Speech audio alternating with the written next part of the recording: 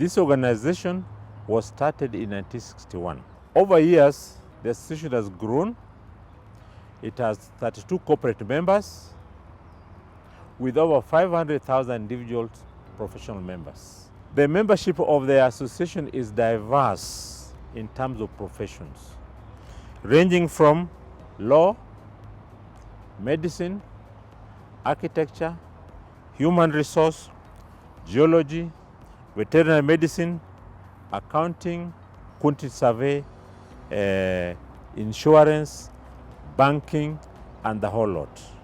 My involvement with Apsea was before it was formed, because I was among architects who formed it with Graham McCulloch, another architect, etc. And we started talking to lawyers. They got their own organization to see whether we can form an association of architects in East Africa. And we are doing that because all architects were members of East African Institute of Architects. But the East African Institute of Architects, when the three countries became independent, they couldn't accept individual members. They had to form an East African Institute of Architects, whose membership is the Association of Architects in Kenya, Uganda Society of Architects, and Tanzanian. AAK, myself and Graham and Sidney Locke, etc., who then started talking about forming an association which will bring all professional societies in East Africa. That's the origin of it. So I was a founder of it, but subsequently I became its chairman.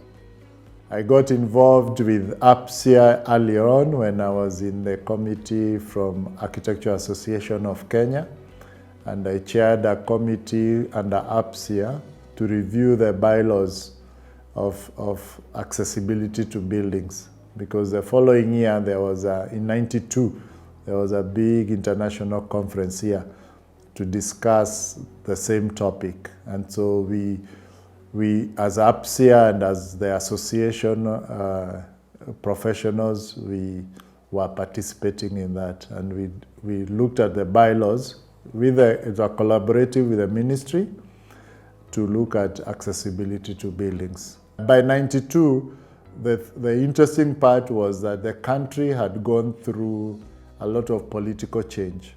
And the most significant period from the 90s was the multi-party. The country was moving out of single-party elections to multi-party. So there was a lot of push in the society for that. And Apsea, because politics directly affect the life of people, including professionals.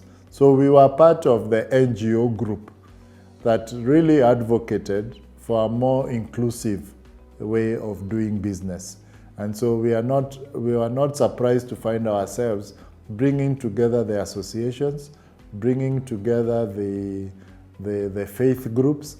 And I remember during my time as chairman, there was the famous Ufungamano initiative, which was really now professionals and the faith groups coming together to discuss and argue the case for a more inclusive leadership.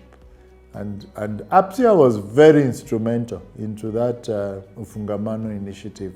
When Apsea was started way back in 1961, the professions were few. It was mainly engineering, architecture, but over time services has increased. The advent of technology, the issue of e-commerce, the artificial intelligence, nanotechnology, so much so that the membership has also expanded in terms of modern science. I'll give 4 scenarios or modes of service supply. One is cross-border transfer of services, which means a service provider here can provide service to somebody who is not in the country or across the border. For example, accounting or research. Institutions outside the country can ask Kenyans to do research for them on certain things. Another aspect of service exchange is called consumption abroad. This is where individuals leave from this place, this Kenya, to go and offer services outside. Or individuals from outside come to get services from here. I'll give an example of medical services. Of late, most Kenyans go to India for medical services, but there are also those who come into Kenya for medical services. Another aspect of service, we call it establishment abroad, whereby architects here, engineers here, leave the Kenya and go to the neighboring regions or abroad to have services, establish companies which supply those services. The last aspect of services which has changed is called a movement of natural persons. In this case, Kenyans live here, go abroad to offer services, professional services, engineering, medicine, architecture, and they come back home after offering those services. Going forward, services which were offered as professionals and others have made the incomes of this country increase. So much so that if you even measure the GDP of the country, there's a lot of money coming from abroad, and that's mainly services. I get into office as the chair of Apsea. I'm sure you all know the history and the rich resource that Apsea is, but here you are at the apex of the professionals within the Republic of Kenya. And you know, the name Apsea is actually beyond our boundaries because it actually covers even East Africa. And having lawyers, because LSK is a member, having the Kenya Medical Association, Kenya Dental Association, just to mention a few of the professional associations that are linked to Apsea, I would say was dignified. Great agendas that I had when we were going into office. One of the things I took during my mandate, I was saying that just like in a success of a man, and these days I say it's two a woman, they say behind every man, successful man, there's a woman, or behind every successful woman, there's a man. Now when it came to corruption, my slogan was very simple: behind every corrupt deed, you need a professional to cover it up. And I was actually spearheading the fight so that we would have a scenario where our professionals are held accountable so that the issue of loss of public funds and illegal acts with regards to corruption do not happen. It was also during my tenure that we really focused on a strong relationship between the Apsea and the EACC.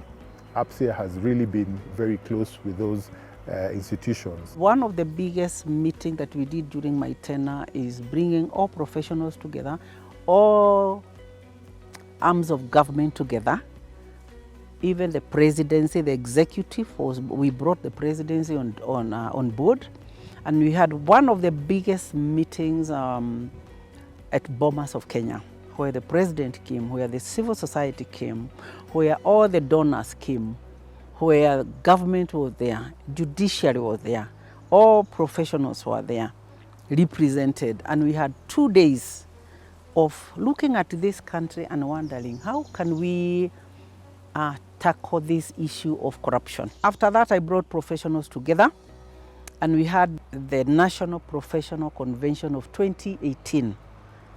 I mean, professionals had never come together. And we were discussing the role of professionals in leadership and integrity. There was a very good relationship with professionals who are in government. That, like the then Attorney General, Honorable N. Moswako, was also a former chairman of Apsea and Professional Center. So it was easy to have dialogue, professional dialogue with even the government at professional level. We focused on partnerships beyond professionals. We're looking at institutions that would be able to support us because we're working from the same script from the time I took over until today. Crown Paints always supported every annual event of Apsea. And of course, Crown was looking at it from two-pronged. Who are Apsea? Apsea are professionals. Our partnership with Apsea is, I think, more than 10 years, where it firstly was introduced by one of our board of directors, non-executive directors, Steve Ondo, which he has asked me to attend one of this dinner, and then I saw that what are the professional qualities of people in this group are there, and I was very excited that definitely Apsea can, we communicate our brand message, that's important, but we also learn with them that what best we can do. We as organizations, we always believe in taking feedback from and professionals are the best people who can give the feedback and can able to we can learn from each other and can do better. And we appreciate the support of Apsea always. We've been able to reach out our very strong brand messages to the best professionals of East Africa and Kenya. What Apsea is doing is outstanding in terms of that, giving us that platform to come together, which we will not be able to do if we're doing different things, because under it we have the bodies like the lawyers, we have the accountants, we have the supply chain, so the engineers, so all of us practice profession in different level. But when we are brought together by Apsea as the Association of Professionals East Africa, in terms of even when we are pushing for something, that one voice is key. When we are pushing for professionalism in terms of the standards, that is where we start from. And then what happened in terms of how the world is evolving and is changing on matters of digitization, matters of sharing information, it provided for us that platform, not just within Kenya, but within East Africa. As Apsea, you are more of a coordinating body. But we did try very, very hard, and we were given space and allowed to engage at the highest levels with the Office of the President and with various ministries. So for that I am thankful to the Office of the President under His Excellency Moi Kibaki. We started this idea of even recognizing professionals in the presidential awards that come nationally every year. The efforts we put towards the current Kenya Constitution that allows us to speak without looking over our shoulders. That for me is a watershed achievement for us all, including Apsea, because we were part of the delegates that went to Bomas. We presented memorandum, we prepared our positional papers as professionals, and I think our contribution to that process, to me, remains the really great achievement for this country.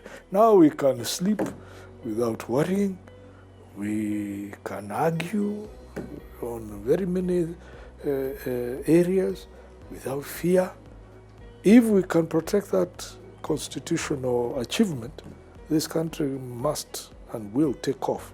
I had a vision of Apsea being an advisory to government, such that when government is recruiting professionals, we give them the go-ahead. Because let's assume you are recruiting the AG.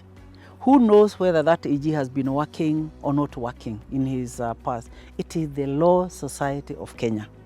The government was to take Apsea on board and use Apsea to bring on board real professionals. But it didn't happen. I am hopeful that one day it will. Apsea makes sure that all the members have what we call code of conduct for their members. This code of conduct to be followed by members. 2, they have also procedures of certification. If you are a member, you have to get this type of education, this type of training, and you get licensed to operate. The association also have methods of disciplining individuals who do not perform well in the profession. For example, let's talk about a construction industry. It's the architects who can discipline their members because they know what's required.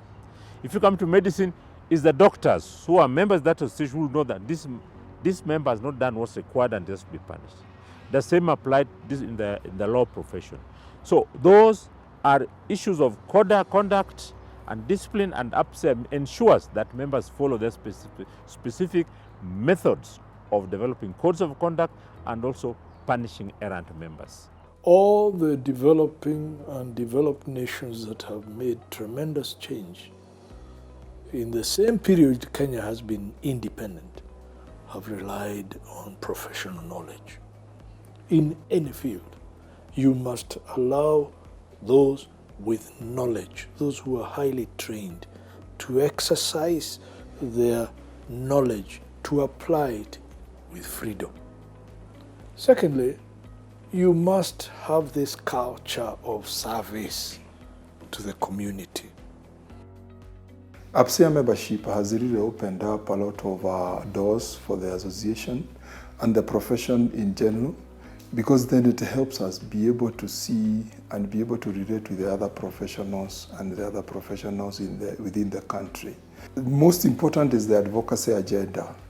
In this country and in many other developing countries, you realize most professionals have unique challenges, and you realize then there is a need for us to have a platform where the professionals can actually exchange ideas and actually also support each other when it comes to this advocacy agenda that affects all of them. A good case in point is during our life in this profession, we've had a lot of battle within the profession. Some of our members are paying single business permit. In addition to that, they are paying professional fees. And that is not a problem of the veterinary doctors alone. It is a problem that affects pharmacists. It's a problem that affects medical doctors. It's a problem that affects lawyers and any other professional that is actually subscribing to their professional bodies. So through the advocacy using the platform of Apsea, we were able to actually come together as professionals within the country, and we agreed. Other things, even specific advocacy issues on legislation. You know, in the country, in a country that is developing like Kenya, there's a lot of legislations that are coming up, changing needs, changing things every place, and some of them have implications, good or bad, to the professionals. And those now becomes, Apsea then comes in handy and becomes a very strategic platform for us to be able then to position the professionals accordingly. Recently, we have also had the mutual recognition agreements for the East Africa community. The mutual recognition agreements, when they were being done, Apsea again played a very key role. We have made sure that the professionals our time are coping with the changes. I've given an example of continuous professional development.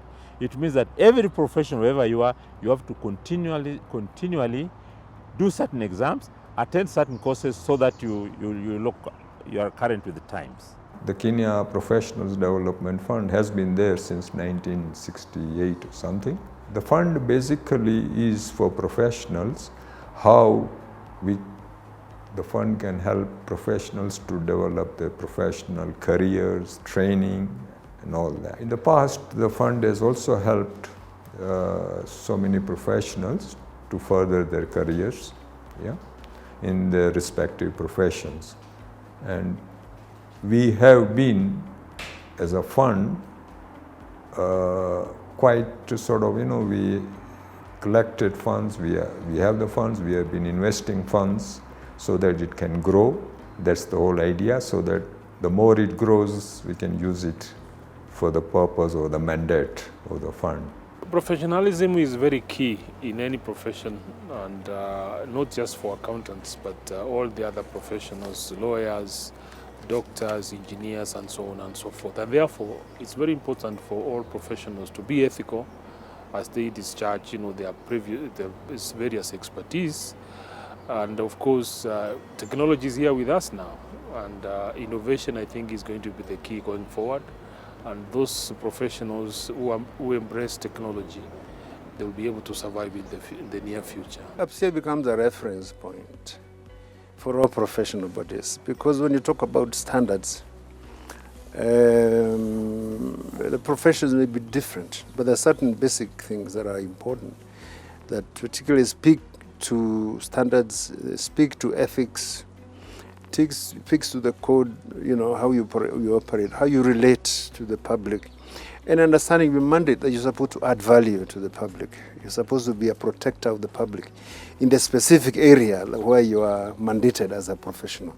Your ethics will dictate that the public interest must come forward and must stand firm. And that is sometimes something that gets lost to most people. That if you think you're just there to make money, if you think you're just there to practice, then you lose it. So the professional body represented at Apsea is supposed to emphasize at that platform that you are expected, whatever the field you are operating in, that you fulfill that mandate as a protector of public interest.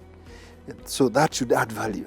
If it has not, that's a different matter that we need to talk about. The current time is calling for innovation and e-commerce. So the challenge is that for us to make sure that we change with the times moving forward, and then protect our profession. Protect our profession by making sure that the members of the profession have education, they are certified, they can cope with the changes, and they go through normal education and training. And we have to also make sure that our youth embrace the change, technological change, which has come up with the provision of services.